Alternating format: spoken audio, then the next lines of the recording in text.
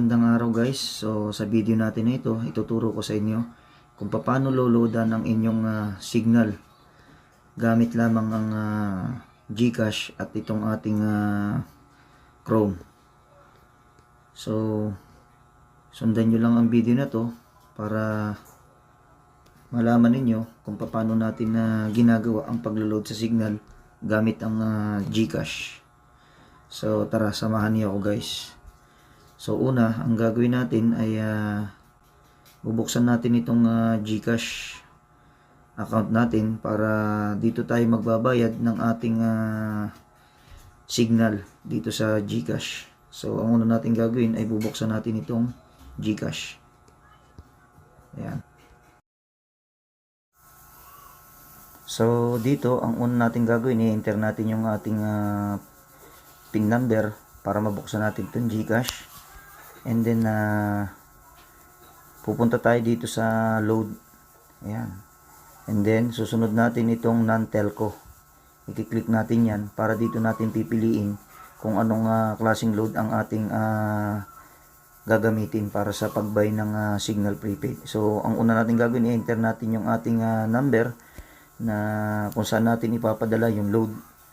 So ayan, dahil in-enter ko itong aking number, doon siya doon mapupunta guys yung PIN number nung load ng signal na gagamitin natin. So dahil ang gamit ko ay signal, so i-click natin itong signal.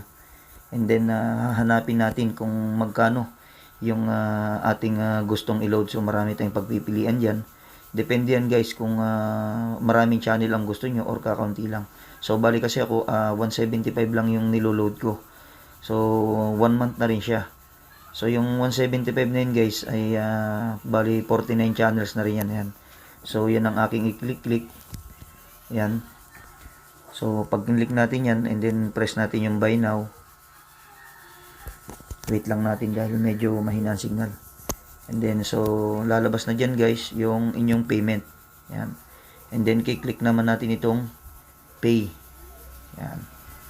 So ito na yung confirmation niya, code niya guys. So bali hihintay naman natin siya doon sa cellphone number na ating sinendan para makuha natin yung PIN number na pinadala ni GCash para doon sa load natin sa signal prepaid.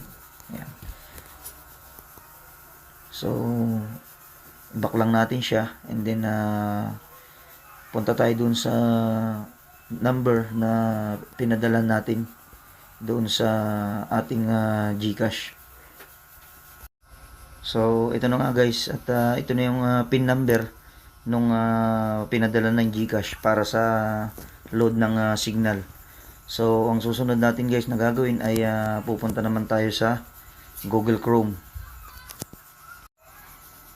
And then i-search natin yung website na web tool. Yan. Yan kasi guys yung website ng signal. Yan. So hintay lang natin na lumabas yung website ng web tool para sa signal. So ito guys, gaya na nakikita nyo yung web loading tool.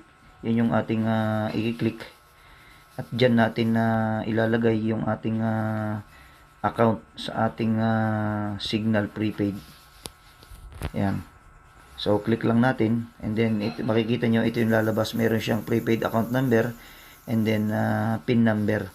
So dito kukunin natin yung ating account ng ating signal. So dahil hindi ko kabisado yung aking signal prepaid account, so tinignan ko muna dito sa aking phone book. So ito, and then kinopy paste lang natin siya at balik ulit tayo dito sa website ng loading tool. Yan. So dito natin siya ipi-paste sa prepaid account. Yan. Kung makikita nyo, nandyan na yung prepaid account ko ng signal. And then itatype natin kanina guys yung PIN number na pinadala sa atin ni GCash.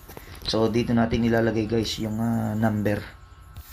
So make sure natin guys na tama yung ating itinype na PIN number na galing sa GCash. Kasi once na magkamali tayo ng isang digit dyan, hindi siya papasok guys. Magkakaroon tayo dyan ng error. Sayang lamang yung ating niload. So ako, bali dinoble check ko siya ng mabuti para masigurado natin pasok talaga siya doon sa ating signal.